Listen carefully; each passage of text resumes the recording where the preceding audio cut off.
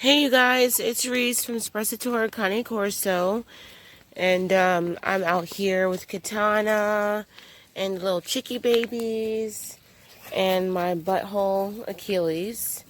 And I thought I'd just give you guys a little update about what's going on and show you my chickie babies, my little chick babies.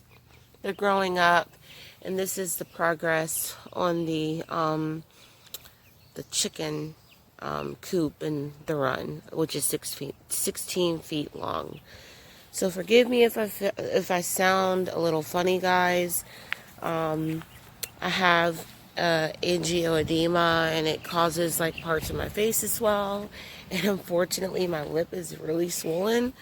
It started yesterday, and it's huge today. So I might sound a little funny, but you know, it is what it is. So, yesterday, as everyone knows, I had an appointment for Katana to pretty much consult with the specialist about her surgery and get everything scheduled. And pretty much when it was when Katana was seen for her condition on Monday, like I don't even know what day it is because it's just been so much at one time.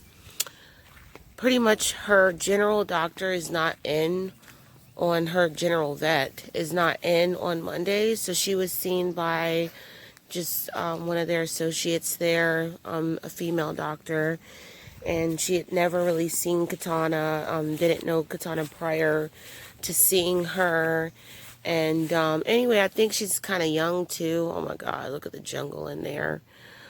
She's really young too, and you know, she did the best she could. But when my doctor caught up with everything the next day, he was able to tell me more than the first doctor who's seen Katana, the first vet, because he knows Katana. He's seen all of my dogs. He knows what type of health they're in prior to, you know, when anything happens. So it makes a difference. And so he was getting caught up with everything, and he called me, and I had done a lot of testing. We did a cytology on the fluid. We did all kinds of blood work, x-rays, ultrasound. It was a lot that, you know, Katana was put through. And when I spoke to my doctor, he had just, and you know, she's seen a heart specialist as well, a cardiologist. So everything was basically, we were going through the list and checking things off. And one of the last things on the list was the the lung lobe torsion. And so he wanted to get her in for an exploratory open chest surgery because there's so much fluid in there. Even when they drained as much off as they could, it was a lot of fluid. I think they said 660 cc's of fluid off of her chest cavity. They still, when they did the x-rays, and they couldn't really see enough to know where exactly it was coming from. So then she's seen the cardiologist. Heart is in immaculate condition. Even the cardiologist was shocked that, you know, this dog is as sick as she is, because she doesn't have cancer. She doesn't have a heart issue. She doesn't, you know, like any, like, I guess, I guess more common things that dogs have when they're ill like this, she doesn't have. So we have like what's more so of like a medical mystery. It's really a medical mystery. And internal medicine, they seen her chart and they said, no, we don't need to see her. She needs a cardiologist. Then we see the cardiologist. Cardiologist is like, heart is immaculate condition. She doesn't need us. You know, we don't really know what she needs because internal medicine doesn't really need to see her. Oncology doesn't need to see her. We don't need to see her, and that's why we were down to exploratory chest surgery, and because she's got so much fluid, imaging is really hard, even with as much fluid as they've drained off. So yesterday we went for some more testing, and the chest region of a dog is a very specialized, complicated type of thing, because all the main organs are there. You have the lungs and heart, basically, very important organs. And to crack open a dog's chest is very serious. And there is no other surgeon that can do that type of medicine but a critical care surgeon. So where we are with this is that we consulted with that type of surgeon, critical care surgeon. And basically, because, he is a critical care surgeon, he's seen things that nobody else has seen.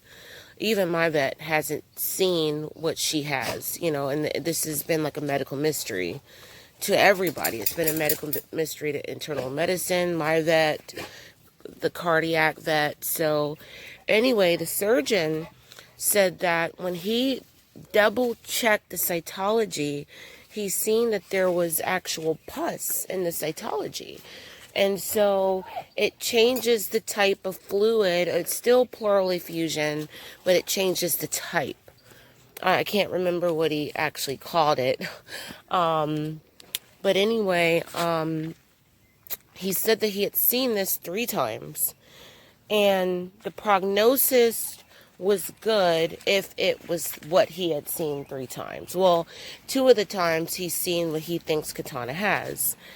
And what he didn't recommend is going in and cracking her chest open for an exploratory with the pleural effusion, because he just said it's a very complicated procedure. Like the aftercare it can lead to many complications, because we're talking draining tubes and a lot of different things going on, and they would have to crack her chest open and whatever.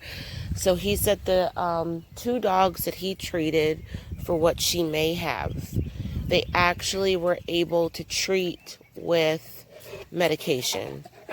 But in order to find out what exactly she has going on, what he's really suspecting now is to do a CT scan and put her, well, first they would have to put her, she'd have to undergo this procedure where she's put under, and they do insert tubes and they drain everything off, because with the fluid, the CT can't see what it needs to see either. So she would still need like another chest tap along with some tubes placed, and they would put her under for a CT. And then he said, hopefully, the hope is that the CT will catch where exactly this is coming from, and we can treat it along with internal medicine, basically, teaming up. And I guess the most important part is knowing exactly which organ is being affected, which I guess it is the lungs, but it's not a lung torsion. They really just don't know what exactly is going on with her, but the CT will tell us.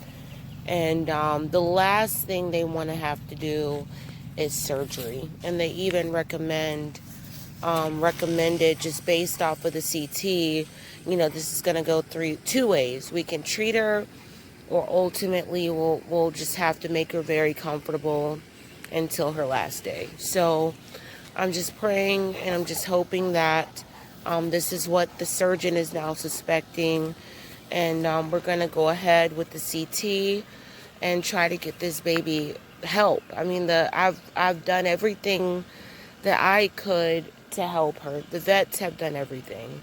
It's just been a medical mystery, and for the last few days, nobody has known what she actually has needed. So now the situation's kind of changed, and we're looking at the CT, and even the surgeon that wants the CT, he wants it at a different location. He wants me to have it done with the best CT machine that's in our state of Virginia. Because even though he has a really good one, the practice that she's going to is Dogwood. They have like all the specialists in one building. They have really good machinery, like very high tech. But he's saying for the we need the best imaging for this situation since it's such a medical mystery. So I'm gonna have to drive out of town for this machine, and they're trying to get her in so we can use this CT scanner that's the most high tech in our state, so that we can get this imaging. So, but I wanted to let y'all know what's been going on, and we're trying our best with her. We even got her to eat. One of our subscribers mentioned about just feeding raw. That person hadn't had dogs, turn it down, and everyone knows I fed raw in the past. But we went back to kibble. We're actually feeding like a really good kibble. I've always fed the best diet that I've could, even when we went back to kibble. So anyway, we got her to eat a pound of high grade ground beef yesterday, which was, I think it's helped her today. She seems like she's in better spirit. She's kind of prancing around like a show pony a little bit, and giving us a little energy. So the reason why she's breathing hard is because she's still, when they checked her yesterday, she had a little more fluid. It's starting to come back. So, but I will say she's doing better, and she's on really strong antibiotics right now, very strong. I think it's called infrofloxacin, Baytril. So that's what's been going on with Kitana. And I just want to thank everybody who has donated to this cause. I cannot thank you guys enough. This is just, I've never been the type of person to ask for any type of help, especially financially. And I was 100% prepared to financially do this on my own. And it really tickled my heart. And I felt like it was just a gift for people to say, hey, I want to donate to this cause. And, it's just something I'm not really used to. And it really touched me. And I was grateful and very happy to accept it. So I just want to thank everybody that's helped so far. And every dime it's going to take every dime of what's donated to get to the bottom of this. We're probably, I just want to give people clarity of the situation. We're probably looking more at the range when this is over, and upwards of $15,000.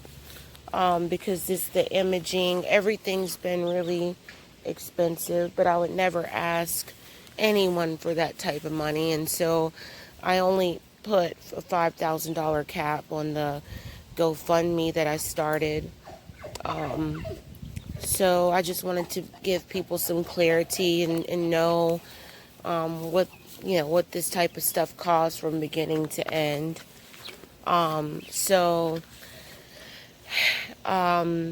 Anyway, you guys, I am going to let you guys go. I thought I'd let you see the little chicks and the dogs out with the chicks. Melina's getting better with the chicks.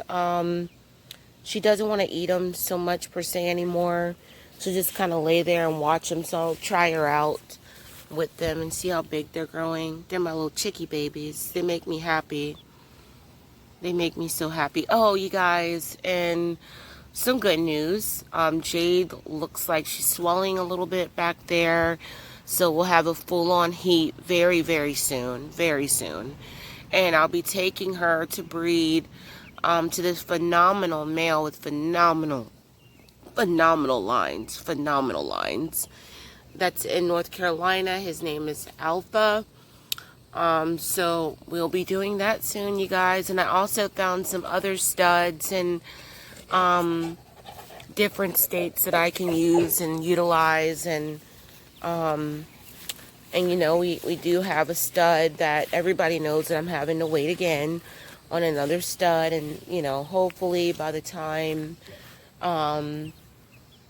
you know, I'm going to take this as a blessing that I didn't get a puppy. I think that it kind of worked out so I can give everything I have to Kitana at this time.